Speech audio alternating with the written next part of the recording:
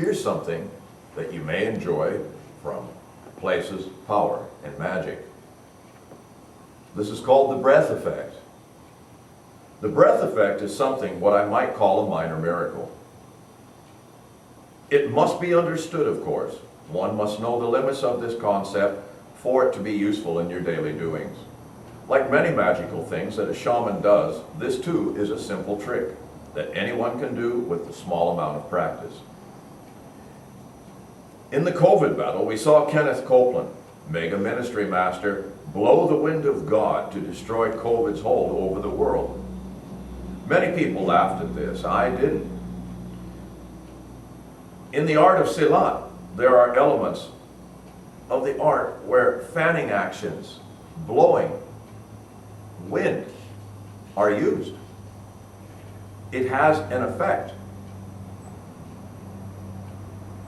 My own teacher used this trick, not just to neutralize an opponent's aggression, but he would also use the puff of air to the side of the head to teach you something. It was a magical transmission. I have so often spoke of the transmission in past articles. With horses, I never touch a strange horse.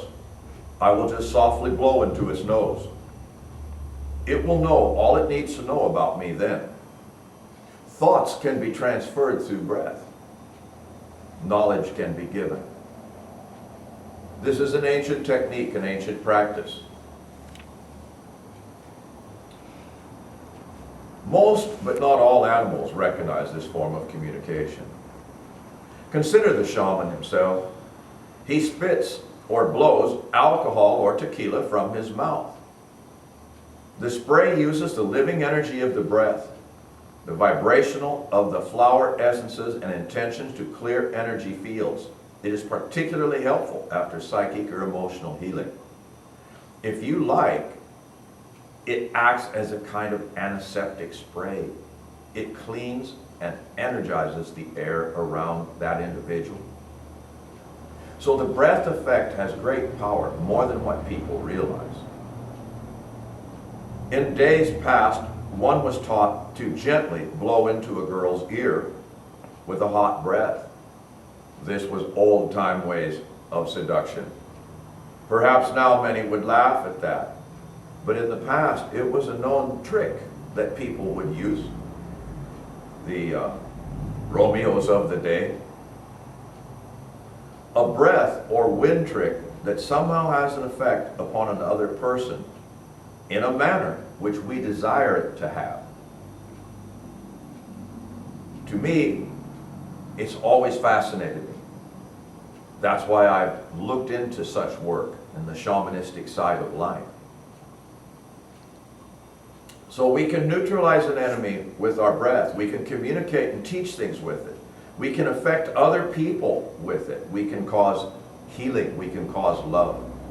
We can cause fear. And we can cause physical changes in their being and thinking through our breath, through the wind, the air. The reverse of blowing air is to take air in. Sucking actions. Many shamans do this during their healing, and it's significant in the handbook of many healers.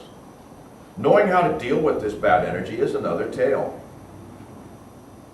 You must be careful when you're healing the sick, because you too could become sick. By using the air, the breath, the wind to remove something is a means to fix certain situations. It's a pulling force versus a pushing force. The power of air, breath, and wind is a very real thing. Even though we claim to understand it, in all reality, we do not understand it. In many instances, the air vibrates. The wind is a living entity. The sylphs, the elementals of the air, mix with the ethers and the breath of man and enable him to new spiritual heights and accomplishments. The clear diamond-like mind of the many-faceted lotus is then understood. It is assured that you never try to experiment with any of this. You will not know. It's meaning, if you don't monkey around with it a little bit, how will you know whether it works or doesn't? if you don't employ the power of wind and air in your life. So I try to manifest that. Through trial and error, a true seeker may discover that which was hidden in plain sight. Live magically. Connect with the cosmos. It's up to you. I thank you, and I'll see you. We'll do another chapter soon.